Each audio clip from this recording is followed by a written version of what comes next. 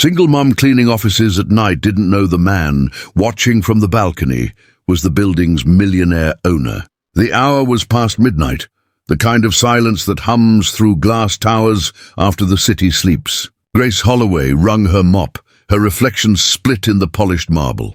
1 floor above, unseen behind smoked glass, Elliot Vance leaned against the railing, his suit jacket folded over his arm. She paused, staring out at the skyline like someone remembering a world that wasn't hers. Below, a door slammed. Upstairs, he didn't move. He was still watching, but why? Grace Holloway had learned to live in halves. Half a paycheck, half a night's sleep, half a chance at peace. At 34, she carried her world in a canvas tote, disinfectant wipes, a spare pair of gloves, and a notebook where her son, Jamie, had drawn the two of them holding hands under a lopsided sun. They lived on the west side of Chicago, in a 1-bedroom apartment that still smelled faintly of someone else's life. The heater rattled like it was coughing. The fridge hummed low and tired. Each morning before dawn, Grace packed Jamie's lunch, left a sticky note with a heart on it, and hurried across the frozen street to catch the 5:10 bus. She worked mornings at a public school, scrubbing chalk dust and spilled milk. Nights, she cleaned offices in the Vance Tower downtown, a building whose lobby alone seemed to cost more than her block. She'd been on her own since Jamie was 2. Her husband had left one day for a break and never came back. There was no time to grieve. Bills didn't stop for heartbreak. Her mother's old phrase became her compass. Don't owe anyone, and don't look down on yourself. She said it when the landlord called. She whispered it when Jamie asked why they couldn't buy new shoes yet. She repeated it when her hands ached from bleach burns. Grace didn't want pity. She wanted to matter, to work hard, to raise her son, to keep her dignity intact in a city that looked away from women like her. Each night as she mopped the glossy floors of other people's dreams, she wondered what it felt like to leave work without smelling of chemicals, without the weight of invisible labor clinging to your clothes. Still, she found small comforts, the quiet hum of empty buildings, the glint of her reflection in spotless glass, the silence that belonged entirely to her. To her, wealth wasn't money, it was time. Time to breathe, time to sleep, time to look at her son without counting hours. But time was expensive, and she couldn't afford it. 2 weeks before Christmas, Grace's supervisor pulled her aside near the service elevator. Marta's tone was flat, but the words shimmered with possibility. "There's talk of a full-time slot opening at Vance Tower," she said. "Health insurance, paid days off. If you keep your head down, you might be considered." Grace nodded too quickly. She'd learned not to show hunger in her voice. People smelled it and called it desperation. But on the bus home, she allowed herself a quiet smile. A steady job meant no more juggling shifts, no more choosing between Jamie's asthma meds and the electric bill. That night, she sat at the kitchen table sewing the loose button on her cleaning uniform. The needle slipped once and drew a dot of blood, but she didn't stop. Jamie was asleep on the couch, the TV still glowing faint blue across his face. She whispered her mother's words. "Don't owe anyone. And don't look down on yourself." This was her chance to prove that. All she had to do was keep working, keep invisible and stay out of trouble. But in buildings built on glass, even silence gets noticed. The night it happened was cold enough to make the glass sweat. Grace's breath fogged faintly as she polished the marble near the executive lobby, her small radio whispering old soul music into the cavernous silence. It was almost midnight, and she was thinking about the leftover soup she'd reheat when she got home. She noticed the vase only because she'd nearly bumped into it. Tall, silver, elegant, sitting by the elevator. She'd dusted around it the night before. Tonight, it looked oddly misplaced, as though someone had set it down in a hurry. She straightened it and kept working. An hour later, when she returned with her cart, it was gone. At first, she thought maintenance had moved it. Then came Marta's voice over the intercom, sharp and clipped. "Grace Holloway, please come to the lobby." When she arrived, 3 people were waiting. Marta, a security guard, and a young intern who looked uncomfortable. Marta's expression was already decided. "The vase from the executive floor. It's missing. You were the only one assigned here tonight." Grace blinked, heat rising behind her eyes. "I didn't take anything." The guard glanced at his clipboard, then back at her mop bucket. "We'll need to check your bag." Humiliation burned deeper than fear. Her lunchbox, her thermos, her notebook, all spread out on the gleaming counter where men in suits usually leaned. The intern looked away. Marta folded her arms. Grace said softly, "You really think I'd risk my job for a vase?" "It's protocol," Marta replied, voice cool. "Take the rest of the week off." "We'll call you when it's sorted." Grace gathered her things, her fingers trembling. On her way out, she stopped by the cafeteria for a cup of soup. $6.25, the only cash she had left. She couldn't swallow more than a spoonful outside. The winter wind knifed through her thin jacket. She repeated her mother's creed. "Don't owe anyone, and don't look down on yourself." But it felt small now, hollow against the sound of her own heartbeat. Up above, somewhere behind glass, a figure stood at a window watching her walk into the dark. Elliot Vance hadn't planned to stay that late. He'd been buried in quarterly reports, the kind that measured human effort in numbers and margin lines. The tower was quiet, his staff long gone, and the hum of the air conditioning filled the room like static. Through the wall of glass that overlooked the lower floors, he could see the faint glow of cleaning carts moving through the lobby. He'd built this company from a single room. Code, coffee, and no sleep. That was his story. Self-made, everyone called him. But the truth was quieter. The richer he became, the more he depended on people he never spoke to. That night, he saw her again. The woman who always moved like she was afraid of sound. He'd noticed her before, mopping in rhythm, pausing sometimes to stretch her hands. There was a precision to her movements that made him think of someone trying to earn permission just to exist in a place. When the commotion began, the supervisor, the guard, the muted voices, he stood by the balcony railing, unseen. He heard fragments, missing, protocol, bag check. Her voice was steady, but her shoulders betrayed her. He knew immediately it was wrong. The vase hadn't been stolen. He'd seen it earlier in the photography studio, moved for a product shoot, but he didn't intervene. He told himself it wasn't his place, that the staff handled their own matters. That's what hierarchy was for. Still, when he saw her walk out of the building alone, clutching her coat against the cold, something in him shifted. A small, unfamiliar discomfort that sat behind his ribs. Elliot told himself he'd fix it quietly in the morning. Send an email, clear her record. Simple, efficient. But efficiency didn't erase the image of her face. Calm, ashamed and proud all at once. The next day, during his meeting with his assistant, he caught himself saying, "Find out who she is. The cleaner from last night." The assistant looked up. "You mean Grace Holloway?" He didn't answer. He just nodded, his jaw set. He told himself it was about justice, but part of him knew it was guilt.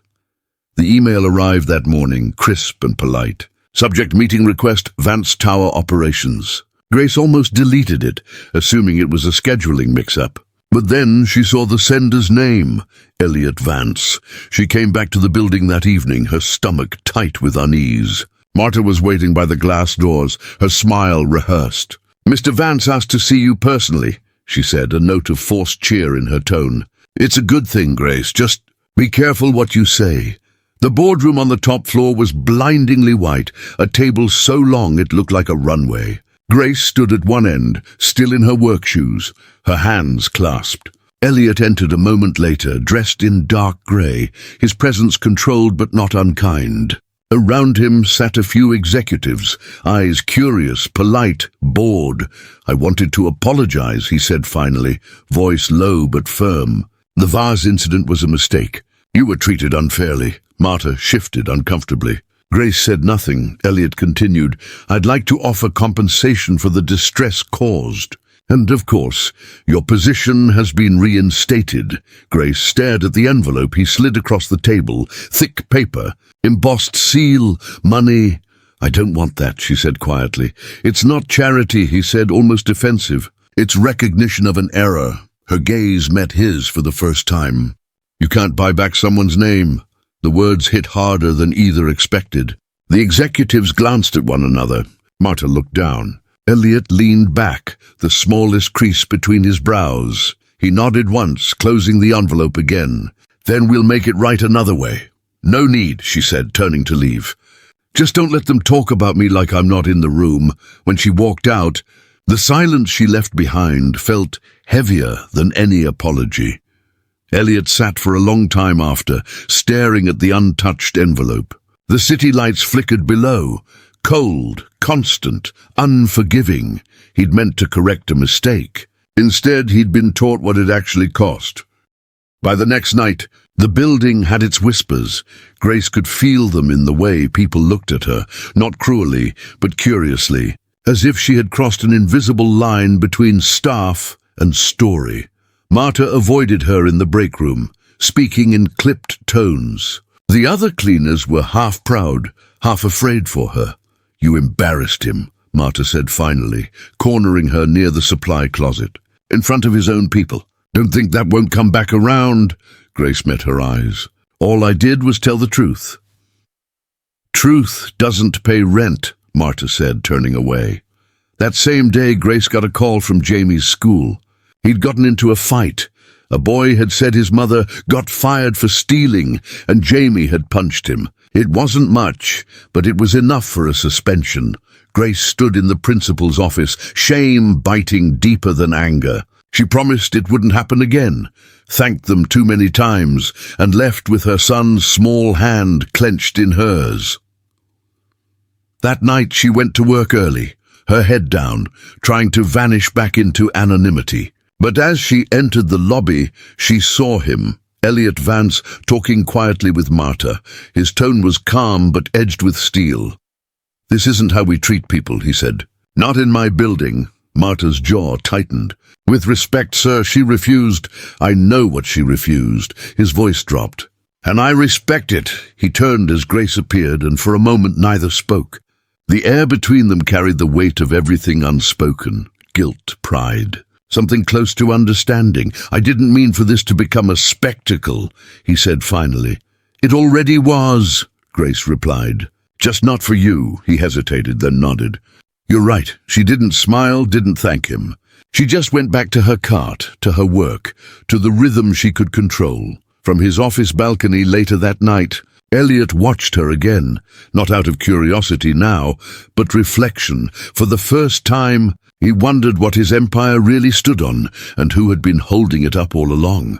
The tension between them settled like dust that refused to sweep away. For days, Grace moved through the halls with the same steady pace. But now her reflection followed her everywhere, in elevator doors, polished desks, glass walls, a reminder that she had been seen. Late one night, as she emptied the trash bins on the 12th floor, she heard footsteps behind her. She didn't have to turn to know who it was. "Do you ever stop working?" Elliot's voice was soft, carrying through the hum of the air vents. "Do you?" she said, without looking up. He gave a quiet half-laugh, more breath than sound. "Fair point." She straightened, gloved hands still holding the bin liner. "If you're here to apologize again, don't. I'm fine." "You're not," he said gently. "You shouldn't have been put through that." Grace faced him now, eyes level. "You think because you say it's wrong it fixes everything? I still have to show up tomorrow and pretend no one looked at me like a thief." He frowned but nodded her. "Then let me do something to make that easier." "That's the problem," she said. "You want to do something. Sometimes what people need is for you to see them and stop there." Her words landed harder than she intended. He stepped back slightly, hands in his pockets. "You think I'm trying to save you?" "I think you don't know what it means not to have a safety net," she said quietly. "You work for more." "I work to not fall apart. There's a difference." He didn't reply for a long moment. When he did, his tone was different, lower, almost uncertain. "You're right," Grace blinked. She hadn't expected agreement. Elliot nodded once. "You shouldn't have to pretend." "Not here." Then he turned, leaving her standing alone under the fluorescent hum. As his footsteps faded, Grace let out a breath she didn't realize she'd been holding. The air tasted faintly of ammonia and irony. For the first time, she felt something shift, not between them, but within herself. He wasn't the enemy, and she wasn't invisible anymore. A week later, Grace's name appeared on a new assignment sheet: Special Project, Community Floor Renovation. It meant extra hours, a modest raise, and a chance to manage a small crew after midnight. Marta handed her the paper without a word. Grace didn't know the project was Elliot's idea until she saw him there one night, standing in rolled-up sleeves, walking the empty 12th floor that had been stripped to concrete. "I thought this place could be repurposed," he said when she looked up. "A training center for staff who want to move up." Her mop paused mid-swipe. "You think we want to move up into your world?" He smiled faintly. "I think you should have the choice." It wasn't an order. It wasn't even pity. It was something harder to refuse, respect disguised as opportunity, so she stayed. They worked side by side in the quiet hours, her team scraping, painting, scrubbing. He listened more than he spoke. Sometimes he asked about cleaning chemicals, sometimes about her son. She noticed he always said, "Our project, never mine." In those long nights, their differences became smaller in the rhythm of shared work. Elliot learned how to handle a mop without streaking the marble. Grace learned that his father had been a janitor in Ohio, a fact he rarely admitted. "People think I built this from nothing," he said one night. "Truth is, I just climbed higher on the shoulders of someone who cleaned up after others." Grace didn't answer. She didn't need to. The silence was enough. When she checked her watch, she realized hours had passed without noticing. For the first time in years, she'd forgotten to count minutes. As they locked up for the night, he handed her a bottle of water. Sparkling, cold, expensive. She traded it for her dented thermos. "Try this instead," she said, smiling for the first time. "Tap water's honest." He drank, and to his surprise, it tasted better. The creed came back to her that night, steady as her breath. Don't owe anyone, and don't look down on yourself. For the first time, she didn't feel like she was saying it only to herself. The power went out on a Tuesday night. The whole floor went dark in an instant, the hum of machines cutting to silence, the city lights beyond the windows flickering like dying stars. Grace froze mid-step, the bucket handle clattering against the floor. Somewhere down the hall, Elliot's voice echoed softly. "You okay?" "I'm fine," she called back, though her pulse was sharp. He appeared from the shadows, a phone flashlight slicing through the dark. Generator should kick in soon. But it didn't. The air hung thick with the metallic scent of dust and damp paint. They stood by the window, the city glowing far below. Tiny grids of wealth, light and motion. Grace leaned on her mop handle. "You ever think about what happens if all that just stops?" Elliot tilted his head. "The city? No. The people who keep it running." He looked out, following her gaze. "I used to. Before I could afford not to." The honesty in his voice surprised her. She studied him. No suit jacket now, sleeves rolled, a man stripped of polish. "My father used to clean factories," he said quietly. "When I was a kid, I told him I'd never smell like bleach again." "Guess I kept that promise." Grace smiled faintly. "My mom cleaned offices too, said it was honest work. She died thinking I'd find something better." He looked at her then, really looked. "You think you haven't?" She shook her head. "Better isn't cleaner floors or fancier rooms. Better's being able to rest without feeling guilty." The lights flickered once, twice, then came back with a low hum. Neither of them moved. He spoke first. "You're right, you know. I built walls so high I can't see over them anymore, and I've been scrubbing floors so long I stopped looking up," she replied softly. They stood in silence, both realizing the same truth from different sides of the glass. They were trapped, just in opposite directions. When the lights finally steadied, Elliot exhaled. Maybe the power going out wasn't such a bad thing. Grace glanced at him. "Depends on what it showed you," he smiled. "Enough." 2 weeks later, the building buzzed with quiet anticipation. Elliot had called an all-staff meeting, something he rarely did in person. Grace stood near the back of the atrium, half hidden behind a column, trying to appear invisible as usual. Elliot stepped forward, speaking with that calm precision she'd come to recognize. This tower stands because people believe in work that matters. But for too long, we've measured that work by title and office size. That ends today, murmurs rippled through the crowd. He continued, eyes sweeping the room. Starting next month, we'll open a new advancement program designed by our own night shift team. And the first supervisor of that program will be Grace Holloway. Heads turned. Grace froze, the sound of her own name startling her. Marta's mouth tightened. A few others clapped hesitantly before the applause spread. Elliot looked toward her, not smiling, not seeking approval, just steady. Grace raised her chin, refusing to shrink from the attention. No speech, no tears, just a nod. For the first time, the distance between glass offices and mop buckets felt smaller. Not gone, but smaller, and that was enough. It was nearly midnight again. The marble floor gleamed just as it had on that first night. But this time Grace wasn't mopping it. She was walking its length with a clipboard in hand, checking the new team's progress. Her name tag now read Supervisor. The title felt strange, not because she didn't deserve it, but because it hadn't changed who she was. The office still smelled faintly of lemon polish and dust, but something in the air was lighter. The workers laughed quietly among themselves, and Grace let them. It was good to hear sound in a place that had always been too silent. From the upper balcony, Elliot watched as she gave quiet instructions, adjusting a new cleaner's grip on a mop handle. She looked up once, met his gaze, and nodded. He nodded back. Nothing more was needed. When the shift ended, Grace stepped outside into the night. The cold bit at her face, sharp and real. Across the street, a diner's neon sign flickered. She bought Jamie a late supper, a grilled cheese and a hot chocolate for $6.25, same number, different meaning. As they walked home under the streetlights, Jamie swung her hand and asked, "Are you tired, Mom?" She smiled. "No, just done for the day." She looked back once toward the tower, its light shining against the dark, then down at her son's small, trusting face. "Don't owe anyone, and don't look down on yourself." The words no longer felt like armor. Now they felt like peace.